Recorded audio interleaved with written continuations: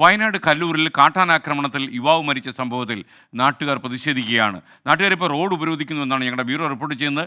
ഇന്നലെയാണ് ചികിത്സയിലിരുന്ന കല്ലൂർ സ്വദേശി രാജു മരിച്ചത്. വയനാട്ടിൽ നിന്ന് സുർജിത്ത് അയ്യപ്പത്ത് തത്സമയം ചേരുന്നു. പറയൂ സുർജിത്ത്, നാട്ടുകാരുടെ പ്രതിഷേധത്തിന്റെ വിശദാംശങ്ങൾ.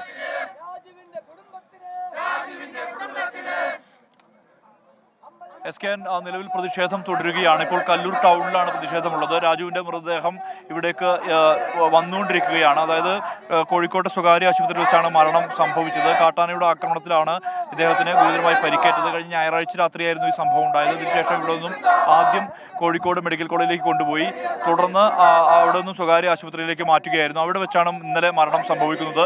ഇതുമായി ബന്ധപ്പെട്ട് നാട്ടുകാർ വലിയ രീതിയിലുള്ള പ്രതിഷേധമാണ് ഉയർത്തുന്നത്. ഇതിന് കാരണം എന്ന് പറയുന്നത് 10 ലക്ഷം നഷ്ടപരിഹാര തുക പര്യാപ്തമല്ല എന്നുള്ളതാണ് ഇവർ പറയുന്നത്. ഈ കുടുംബത്തെ സംരക്ഷിക്കാനുള്ള മതിയായ തുക നൽകണം, അത് 50 ലക്ഷം രൂപ നൽകണം എന്നുൾപ്പെടെയുള്ള ആവശ്യമാണ് ഇവർ ഉന്നയിക്കുന്നത്. ഈ രാജുവിൻ്റെ സഹോദരന്റെ മകൻ ബിജു 5 വർഷം മുമ്പ് സമാനമായ രീതിയിൽ കാട്ടാനാക്രമണത്തിൽ പരിക്കേറ്റിരുന്നു. അദ്ദേഹം ഇപ്പോൾ അരയ്ക്ക് താഴെ തളർന്നു കിടക്കുകയാണ്. ഇതെല്ലാം തന്നെ ബുദ്ധിമുട്ടാണ്. ഇവിടെ ജനപ്രതിനിധികൾ ഉൾപ്പെടെയുള്ളവർ എത്തിയിരുന്നു. നേരത്തെ മന്ത്രി OR കേളു ഇവിടേക്ക് എത്തിയിരുന്നു.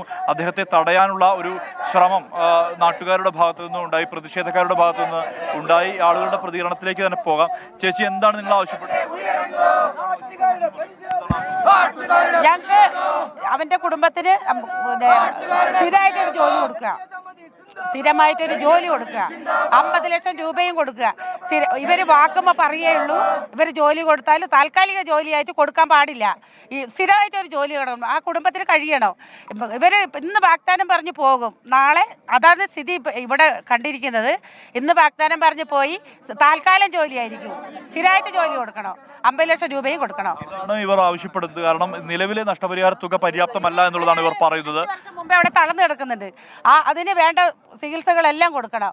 എവിടെ കൊണ്ട് ചികിത്സിക്കാൻ പറ്റും, നന്നാവുകയാണെങ്കിൽ അത് നന്നാക്കി എടുക്കണം, നല്ല ഫണ്ട് വെച്ച് കൊടുക്കണം. പിന്നെ ഞങ്ങളെ ഹോസ്പിറ്റലിൽ പോകാൻ ഒരു മാർഗവുമില്ല. റോഡ് അവിടെ വളരെ മോശം.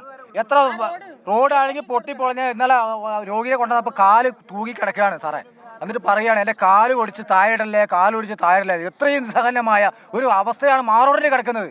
ഈ ഫുള്ളായിട്ട് ആദിവാസി എന്നൊരു എന്താ പറയുക, മൃഗങ്ങളാണ് ആദിവാസികൾ. പ്രതികരിക്കാൻ പറ്റില്ല അവർക്ക്. പ്രതികരിച്ചാൽ തന്നെ അതിനോട് മറ്റുള്ള പാർട്ടികളോ നേതാക്കളോ അതിനോട് ഉൾക്കൊള്ളുന്നില്ല. എന്തായാലും ഇതാണ് പ്രതിഷേധത്തിന്റെ ഒരു പ്രധാനപ്പെട്ട കാരണം. നഷ്ടപരിഹാര തുക ഉയർന്ന നിലയിൽ നൽകണമെന്നുള്ള ആവശ്യമാണ് ഉള്ളത്. ഇവിടെ സർവകക്ഷി എന്നുള്ള രീതിയിൽ തന്നെയാണ് പ്രതിഷേധം മുന്നോട്ട് പോകുന്നത്. IC ബാലകൃഷ്ണൻ MLA, മറ്റു ജനപ്രതിനിധികൾ എല്ലാവരും ഇവിടേക്ക് എത്തിയിട്ടുണ്ട്. എന്താണ് പറയാനുള്ളത്? അല്ല, ഇതിൻ്റെ അകത്ത് ഈ ജനകീയ സമരമാണ്, പ്രതിഷേധമാണ്. ഇത് അതീവ ഗൗരവത്തിൽ തന്നെയാണ് കാണുന്നത്. ഈ പ്രതിഷേധം വളരെ ഗൗരവത്തിൽ കണ്ട് കേന്ദ്ര സംസ്ഥാന സർക്കാരുകളും വകുപ്പും ഡിപ്പാർട്ട്മെൻറ്റിൽ ഇടപെടേണ്ടതുണ്ട്. ഇതൊരു നിത്യസംഭവമായി മാറിയിരിക്കുക. കാരണം ഇന്നലെ ആനയുടെ ആക്രമണത്തിൽ മരണപ്പെട്ട രാജുവിനെ ഞാൻ നേരിട്ട് കണ്ടു.